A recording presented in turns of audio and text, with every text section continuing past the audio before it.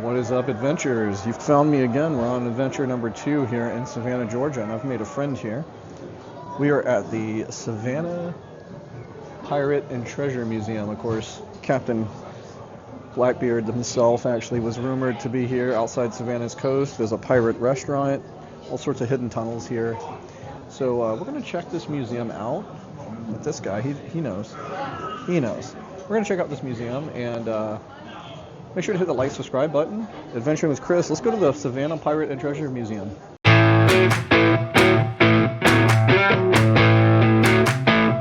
When you first walk in, you're kind of met with a couple of kings and queens here. Elizabeth I of England from 1558 to 1603. And then if you come over here to your left or right, you got King Philip of Spain. Two very anti-pirate people. And here's Christopher Columbus, pirate himself in a lot of ways. We're going to move on in though and learn a little bit about the pirates. This guy knows. My skills as a surgeon saved my life.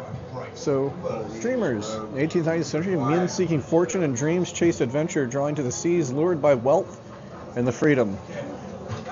Will Turner here and Elizabeth Swann can tell you all about that. It moves every so often. Henry Avery, there's some different pirates here.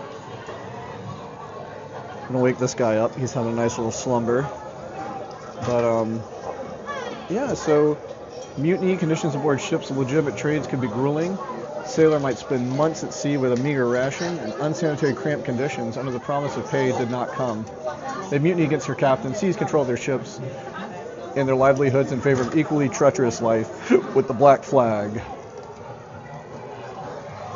He's got his keys, he's got his blunderbuss, but we don't want to wake him up. So, guys like Henry Avery, I'm trying to get a shot here. He was referring to Madagascar and the Bahamas, and he disappeared possibly under an alias from England and Ireland.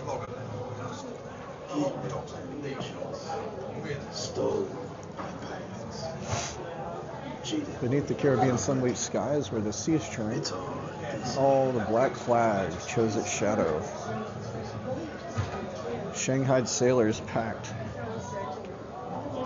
under cutthroat crews, tradesmen like carpenters, coppers, smiths, and hammers and anvils. Their hands calloused by dreams of gold. And sometimes they never got their gold. That sucks. Work a lot for nothing. And the New World brought with it all sorts of stuff. With Columbus came over and others. Spaniards, great compliments. Companies from parts against the late Act of Parliament for privateers came here looking for more gold and more opportunity to pirate. There's more pirates here. Exaggerated tales and pamphlets and ballads. Not all the stories were true. Blackbeard is one of the most revered pirates of modern day. Pictures of the Pirates of the Caribbean franchise, Doctor Who, One Piece, Black Sails, Our Flag Means Death, and Assassin's Creed 4. All.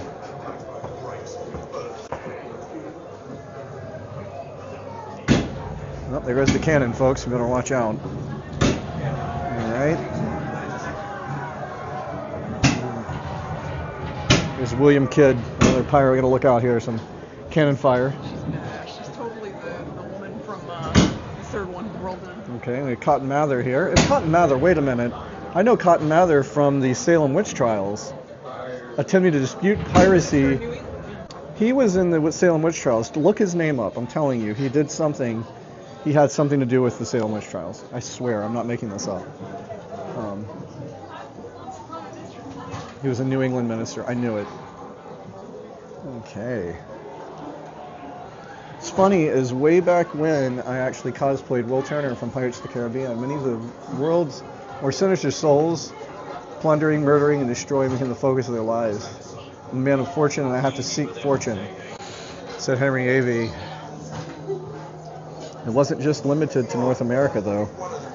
We've got Chinese pirates here as well.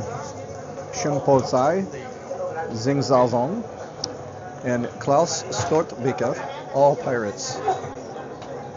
German and Chinese, all over the world here. Golden age of piracy between 1650 and 1730. before England started cracking down. Ah, yes, he was a pirate. Pirate ship. We'll go to that next room in a minute. Alright, let's go this way. And who is this young lady? This is Grace O'Malley, 1530 to 1603. She was an Irish pirate queen. Okay, alright, queen. She was the chieftain, her dad was a chieftain, and she was a noblewoman. His daughter, look at that. She became the head of the O'Malley dynasty in Ireland. Queen Elizabeth I allowed her to return home and resume her pirating with the Queen's blessing. She ordered Governor Bingham provide Grace O'Malley with a pension. Look at this queen. She was even allowed to be a pirate. This Queen of England met face to face with Greenwich Palace in September 1593. She ceased her rebellion against the crown. Wow. Okay. She was pretty awesome. Oh, here we go. Now this is Xingsha. Xingsha. I probably just butchered that. It's Xing Ying Sao, the Terror of the South China Seas. Now, Pirates of the Caribbean 3 would be great for this. She was born in 1775, and she actually was a pirate. Her tale of pirating began when she was wed a pirate, Captain Xing Yi, and together they forged a grand confederation of 6 pirate fleets, hundreds of junks, and tens of thousands of rogues. She actually the Xing dynasty tried to crush her, but she defeated them twice before surrendering at last.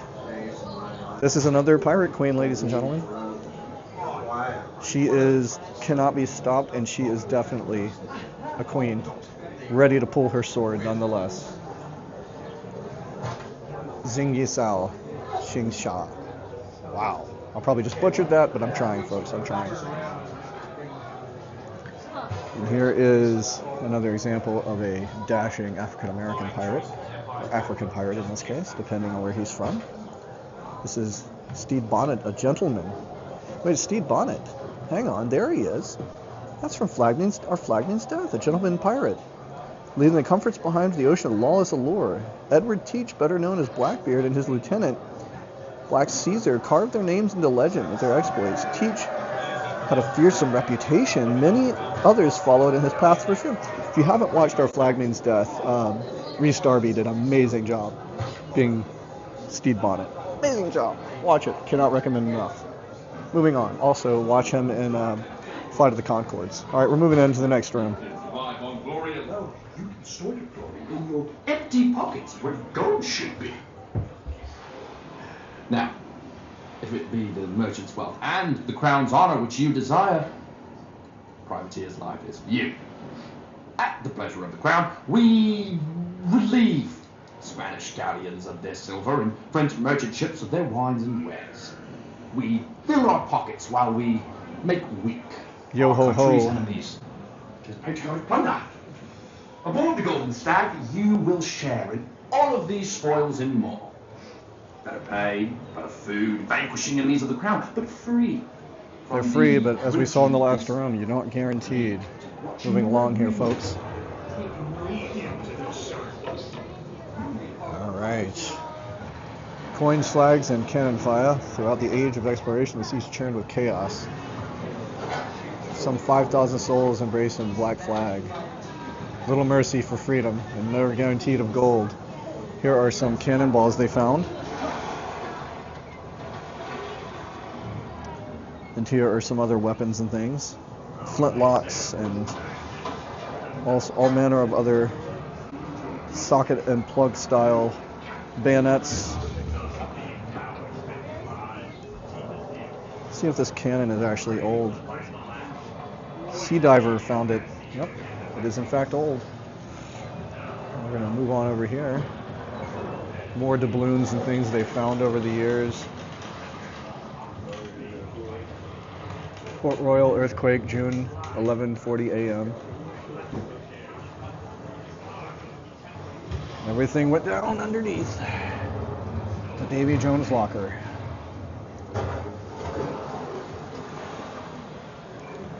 Now their pirate soul, Henry Morgan. So Benjamin Horgold here looks a lot like Master Gibbs from Pirates of the Caribbean. Hi, Captain. Horgold flew the Black Flag of Nassau in 1713. And he basically swapped his black flag for governor's nod. He turned pirate hunter under Governor Woodes Rogers. So he's a privateer that went pirate, and then he went pirate hunter. This guy did it all. Horgold was set on a journey to trade with the Spanish, but a hurricane's wrath smashed his ship. Captain Horgold, another famous pirate, was cast away into the rocks.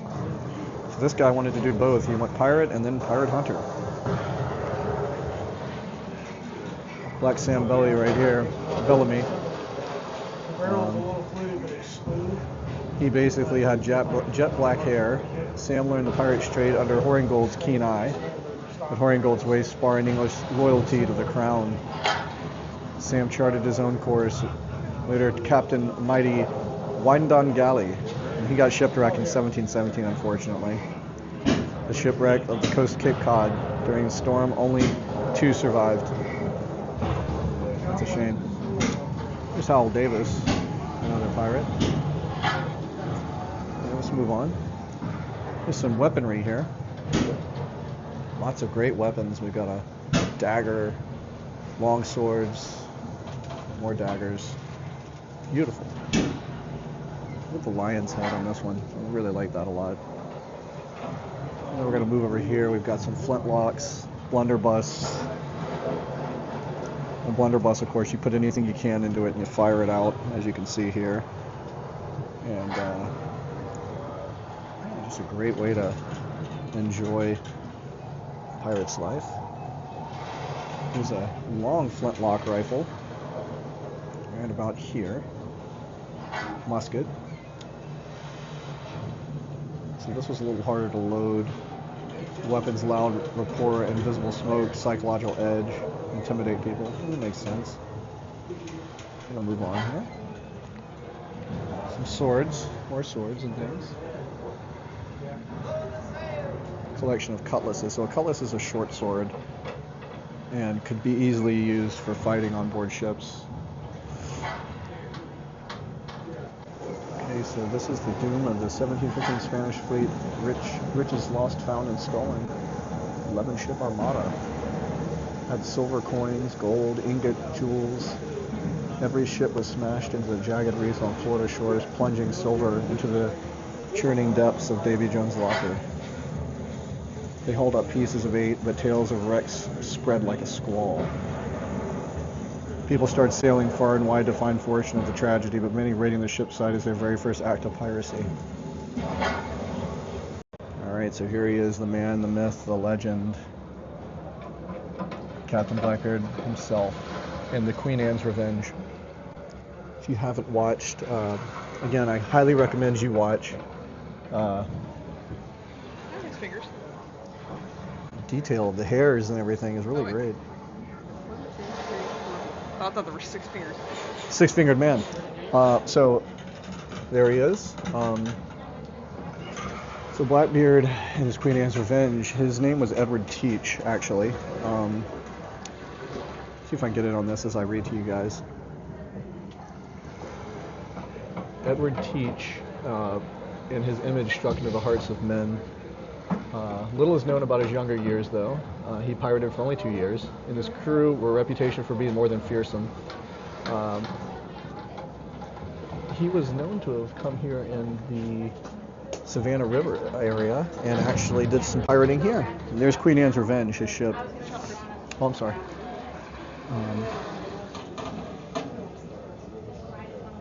Yeah, so Blackbeard blockaded the port of Charleston, South Carolina, taking more ships captive. When they got what they wanted, they released their captives and set for North Carolina, where he met his fate. It's apparently all like syphilis and had to take mercury syringes. That's why there's mercury syringes there. So neat. His ship here, the Queen Anne's Revenge, 1717, he crewed the captain vessel in the island of Martinique in the West Indies. Under his command, he had 40 guns and 300 men. It's pretty impressive. The name Queen Anne's Revenge is said to have come from the War of the Spanish Succession of Queen Anne's War. And there he is, Blackbeard himself. As Jack says, Bartholomew was the one who created the Pirates Code. Parlay. All right, here we've got a couple of Savannah's got a swashbuckling past rife with pirate tales and legends of buried treasure. It was a rendezvous point for elusive characters and their piratical activities which threatened ships and coastal towns. So in 1733, James Oglethorpe came here and settled Savannah. If you go into 1755, Admiralty established fees for trials of pirates. We had Spanish privateers come through in 1741. Captain Will Thompson chased 8 hours between Frederica and Savannah down to St. Simon's. In August of 1741, Oglethorpe attacked a Spanish privateer during driving her back to the St. Augustine Bay and retaking the English prize. By 1855, the city council made an ordinance basically defining the offense of abducting, harboring, enticing seamen with or without violence in the Savannah harbor. So 1733 to 1855, many of the pirates were gone in the area.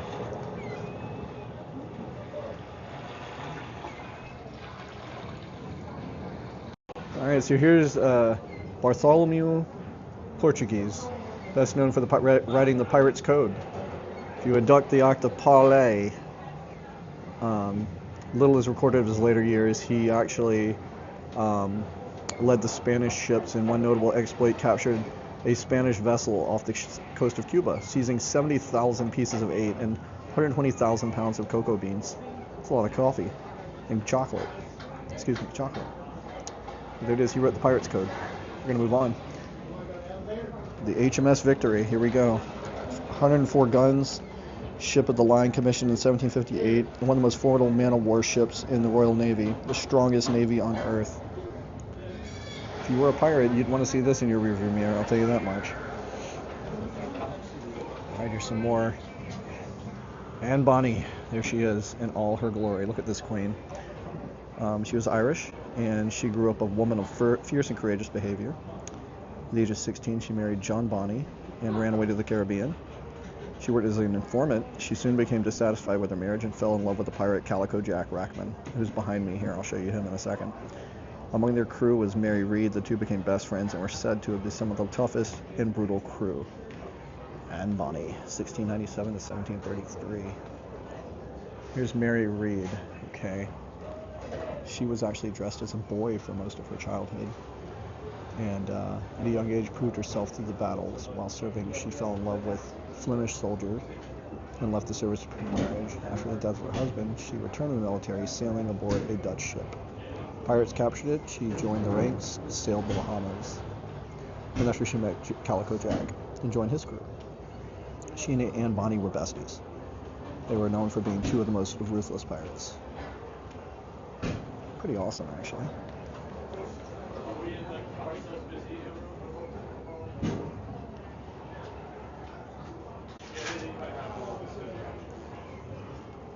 Alright, so here's some more plunder, captain's chests, and well, look at all this plunder.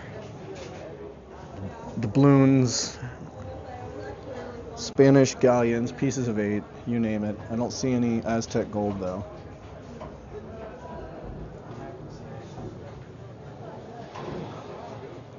Here's some of the British here doing their thing. Francis Lalanis born in France. We have French pirates here. Stede Bonnet, there he is. I love this guy's story. I have to tell you guys the story of Stede Bonnet. Let's see if I can. He was the guy in our flagman's death, and basically he took up being a pirate with Blackbeard. After accepting royal pardon, he resumed piracy under the alias Captain Thomas. But he was a retired army major and had a very comfortable life with a wife. But he reportedly was driven to midlife crisis with marital issues, abandoned his family, and joined the Queen Anne's Revenge. Became a pirate. He was a gentleman pirate, though. Look him up. It's a really cool story. Alright, so here we've got more wonderful wax figures. This is John Paul Faunus, a pivotal figure in American Revolutionary War. He was captain of the Continental Navy and privateer, renowned for his audacity and naval skills. He impacted the war through his leadership and aggressive tactics against British shipping. Off the coast of England, though, he engaged in superior British forces in the HMS Serapis.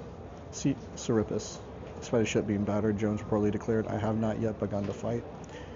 Through sheer tenacity, outmaneuvered the ship and sank soon after. Electrified American morale and humanity, humiliated the British Navy. Way to go, sir. Way to go indeed. A great selfie spot right here at the Private Treasury Museum here in Savannah. Move on here, and of course, like every good bar here in Savannah, it ends with a bar. And most bars here in Savannah, people love to drink, so this is their pirate bar. And behind me here is another selfie spot if you want to Captain Steve Bonnet here and Blackbeard. That's Blackbeard's colors. And to go to the poop deck.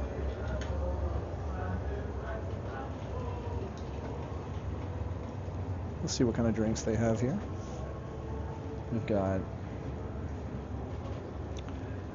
lemon shrub, naval grog, West Indian rum punch, sangria, pirate grog, pineapple, orange, grapefruit, honey, salt, and white rum. That sounds really good, actually.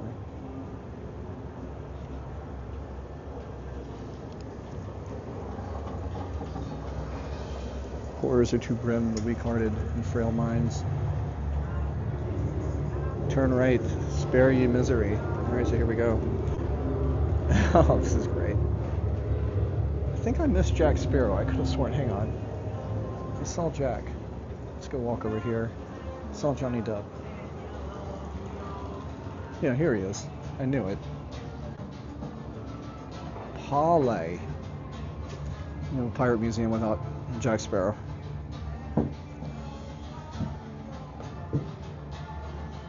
Which is hilarious because they had no idea that movie was going to turn out to be as successful as it was.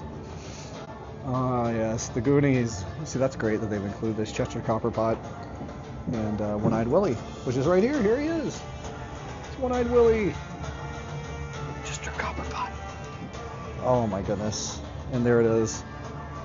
One you look at.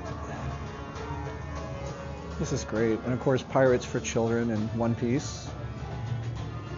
This is basically piracy throughout the pop culture. Got the Princess Bride here, of course, Dread Pirate Roberts. And there he is. I'm having a brain fart. Wait a minute. Earl Flynn. There it is. Cutthroat Island. Black Sails. Oh, look at these guys. These are the guys that basically had the Aztec gold coin. Oh, of course, one of my favorites. Robin Williams, Dustin Hoffman, and of course, the one, the only Bob Hoskins. Look, if you haven't seen this, highly recommend. Black Pearl. Let's continue on. Let's see where this goes.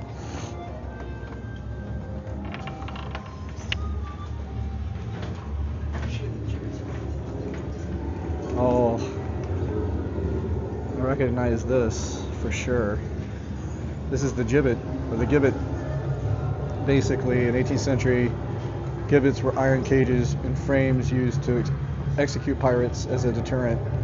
After hanging at locations like London's execution dock, they were suspended in these human-shaped structures along rivers and basically roadsides and harbors, and left to decompose in view of the sailors. And this was done to applied to mutineers, but the Royal Navy aimed to inspire terror and underscore the severe consequences for being a pirate. Notably, examples include the gibbeting of pirate Thomas Wilkinson in Philadelphia in 1781, and infamous figures like Captain Kidd, whose remains hung there for 3 years. Wow.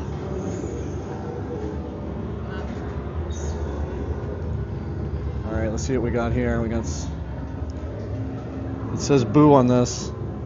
Oh god. That is a punishment to be had right there for being a pirate. I think this is like a tub of tar or bugs maybe. It's a bunch of cockroaches. Bunch of cockroaches. They don't want you to be a pirate, so this is the punishment room. Yeah, they'd hang you over there, and one pirate's remains stayed for 3 years. Captain Kidd. Alright, so here's some more torture devices here. This guy was hung, and basically the naval punishment for being a pirate was harsh. And they wanted to strike fear, so they didn't want other people to do this. Over here, this guy's having his leg cut off. And this was basically surgery from back in the day. They'd give you a little bit of rum to drink. And then this gentleman here would, just hang tight, sir. It won't hurt, just a bit. There he is. It's almost over. Almost over. And he's just going to fall right there in the bucket when he's done. This was, if you wanted to get healed, this is the way to do it. It's almost over. Look at this guy's face. It's almost over. Just hang tight. This guy is like really into the... It's pretty great though. Alright, so this is Francois Lenis.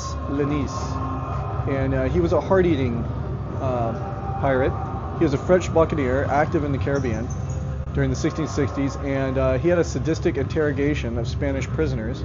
In one case, after capturing a group of Spaniards who refused to betray the location of their hidden silver, Lenis drew his cutlass and sliced open the chest of one of the prisoners, reached into the gaping wound, tore out the still pulsing heart, and gnawed on it like a ravenous wolf in front of the horrified onlookers, and compelling the others to confess.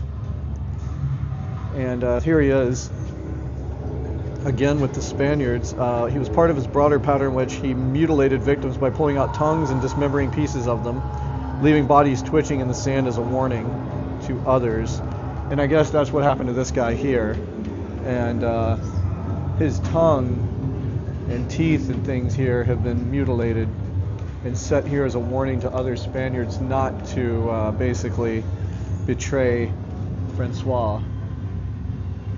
So, what naval punishment though, just like in Pirates of the Caribbean, where they sang "Hoist the Colors," hanging the banister at the Pirate's Own Book by Samuel Nelson Dickinson. They had a pirate banister hanging at the yard arm. Sailors were lashed to a grating, their backs shredded by a whip with knotted cords, and lashed for 600 times, and then left their body hanging in bloody strips as they collapsed. You didn't want to... Naval punishments like the British Royal Navy's Articles of War, standardized but no less brutal. It was ritualized and conducted in controlled environments to project power. The one that got me is this guy here being left out for 3 years. It's just insane. Alright, here's this guy here left to hang.